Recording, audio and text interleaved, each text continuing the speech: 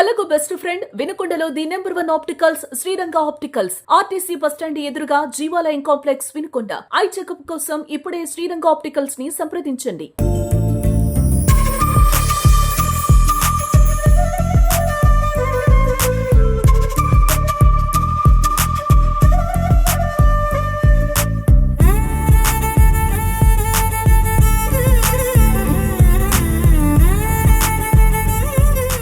నేను మీ వెలుపల చైతన్య సుమన్ టీవీ రిపోర్టర్. పల్నాడు జిల్లా గుర్యాల నియోజకవర్గం దాచేపల్లి నగర పంచాయతీ పరిధిలో గల శ్రీ వీరలంకమ్మ దేవస్థానం నందు ఈ రోజు హిందూ సమ్మేళనం అని చెప్పేసి ఒక కార్యక్రమాన్ని ఘనంగా నిర్వహించుకున్నారు. ఇక్కడ దాచేపల్లి ఆర్ఎస్ఎస్ సంఘం నేతలు మొత్తం కలిసి దీనికి ముఖ్య అతిథులుగా శ్రీ నిత్యానంద స్వాముల వారు, అదే విధంగా ఇక్కడ గుంటూరు జిల్లాకు సంబంధించి ఆర్ఎస్ఎస్ సంఘ ముఖ్యులు, అదే విధంగా ఇక్కడ ఎన్నో సంవత్సరాలుగా విద్యాబోధన చేస్తూ ఇక్కడ అందరూ ఎంతో ప్రేమగా పిలుచుకునే గీత గురుకులం సాంబయ్య మాస్టర్ గారు ముఖ్య అతిథులుగా ఇచ్చేశారు. ఇదే విధంగా ఇక్కడ ఈ ఆర్ఎస్ సంఘం నేతలు హిందువులకి ఎలాగుండాలి, అసలు ఆర్ఎస్ఎస్ అంటే ఏమిటి, అదే విధంగా ఆర్ఎస్ఎస్ కార్యాచరణ, ఆర్ఎస్ఎస్ లో ఉండే భావాలు, భావజాలాలు, అదే విధంగా సనాతన ధర్మం, అసలు ముఖ్యంగా అసలు మన సనాతన ధర్మం గురించి మన పిల్లలకి ఏమి నేర్పిస్తున్నామో, అసలు పిల్లలకి ఏమి తెలుసు అని చెప్పేసి, అదే విధంగా మనకేమి ఎంతవరకు నేర్చుకున్నామో, అసలు మన సనాతన ధర్మాన్ని ఎటు తీసుకెళ్తున్నామో, ఇక్కడ అసలు ఏం జరుగుతుందని చెప్పేసి ఈ ఆర్ఎస్ఎస్ పుట్టి 100 సంవత్సరాలు పూర్తి చేసుకున్న క్రమంలో ఏదైతే ఉందో దేవుళ్ళ గురించి, అదే విధంగా మన దేవతల గురించి,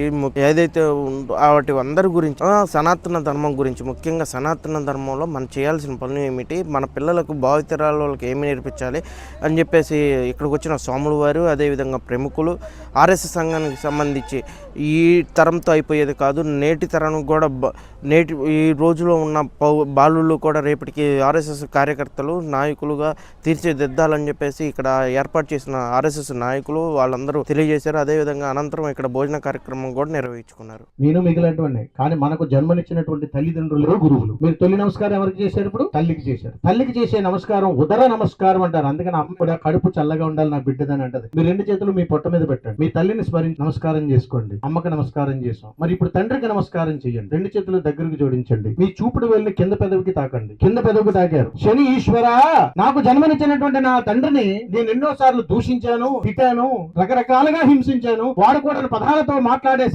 సాంప్రదాయం కాదయ్యా.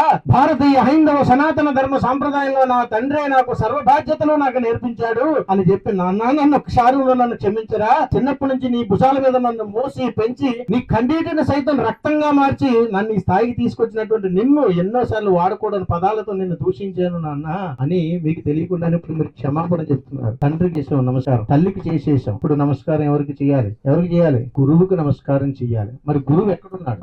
గురువు స్థానం ఎక్కడుండాలి? హృదయ స్థానం అయి ఉండాలి. నీ 2 చేతులు కూడా నీ గుండె ఎక్కడ కొట్టుకుంటుందో అక్కడ నీ 2 చేతులు పెట్టి ఇలా నమస్కారం చేస్తే గురువుకి చేసేటువంటి నమస్కారం అని అంటారు. అలాంటి గురువును కూడా ఇప్పుడు మనం లాభం కోసము, ఆశల కోసమే మనం వాళ్ళ చుట్టూ తిరుగుతున్నాం. కష్టాలు గురువుల దగ్గరికి వెళ్తున్నాం. ఎప్పుడు కష్టాలు వస్తే గురువుల దగ్గరికి వెళ్ళకండి. అయ్యా, మీరు లోకా సంస్థ సుఖినో భవంతు అన్నట్టుగా మరి అవతారాన్ని ఎత్తారు. మీరు దేశం కోసం, ధర్మం కోసం నిలబడ్డారు. మా ఆయుష్ కూడా పోసుకుని మీరు సంపూర్ణంగా ఉండండి అయ్యా. దేశం కోసం, ధర్మం కోసం మేమేమి చేయలేకపోతున్నాం, మా తరపున మీరు నిలబడ్డారు కాబట్టి మీకు మేము సాష్టాంగ నమస్కారం చేస్తున్నామని చేసుకోవాలి. అది ధర్మము. అంతేగాని నా కుటుంబం బాగుండాలి, నాకు డబ్బులు రావాలని మీరు ఆశీర్వదించండి అని అనకండి. అర్థమైనా? అయిపోయింది. ఇప్పుడు ఈశ్వరుడికి నమస్కారం. సృష్టిలో ఏకారకుడైనటువంటి ఈశ్వరుడికి నమస్కారం ఏంటంటే అందరికి ఒకే నమస్కారం చేస్తారేమిటి?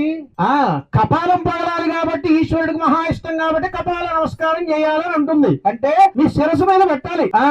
ఇది ఈశ్వరుడికి చేసే నమస్కారం. ఎప్పుడైనా శివాలయానికి వెళ్తే, అయ్యా నా కపాల మోక్షాన్ని కలిగించవయ్యా, ఇప్పుడు నేను ఇదంతా పగలగొట్టుకోలేను, అందుకని కొబ్బరికాయను కొడుతున్నానయ్యా అని చెప్పి నారికేయాలని అక్కడ సమర్పిస్తాం మనం. అర్థమవుతుందా? అంటే దీంట్లో ఉన్నటువంటి అజ్ఞానాన్ని తొలగించవయ్యా ఈశ్వర, చక్కటి జ్ఞానాన్ని ప్రసాదించాలని చేసేటువంటి నమస్కారం. మరి కలియుగ దైవంలో ఎక్కడ ఉన్నాం ఇప్పుడు మనం? కలియుగ దైవంలో ఆ మహానుభావుడికి నమస్కారం చేయండి. చేయాలి. 2 చేతులు పూర్తిగా పైకి లేపాలి. నా దేహమే దేవాలయమయ్యా, నువ్వు నా హృదయంలో ఉన్నావయ్యా, ఒక్కసారి నా రూపాన్ని చూడవయ్యా అని చూడండి. మేము మా నాన్నగారు రామాలయం ధర్మకర్తగా చేసేవాళ్ళు. అప్పుడు మా పల్లెలో 300 కుటుంబాలు రామాలయం గుడికే వచ్చేవాళ్ళు. ఒక 10 మంది కుటుంబాలు చర్చికి వెళ్ళేవాళ్ళు. ఈ రోజున 250 కుటుంబాలు చర్చికి వెళ్తున్నారు. ఒక 50 కుటుంబాలు మాత్రమే మేము రామాలయం చేసుకొని ఇప్పటికీ పండగ వచ్చిందంటే, శ్రీరామనవమి వచ్చిందంటే మేము మా శక్తివంతంగా చేసుకొని గుడిని బాగానే చేసుకున్నాం స్వామి. దానికి ఊరేగింపు అన్ని పెట్టుకొని అన్ని బాగానే చేసుకుంటున్నాం. మాకున్న దాంట్లోనూ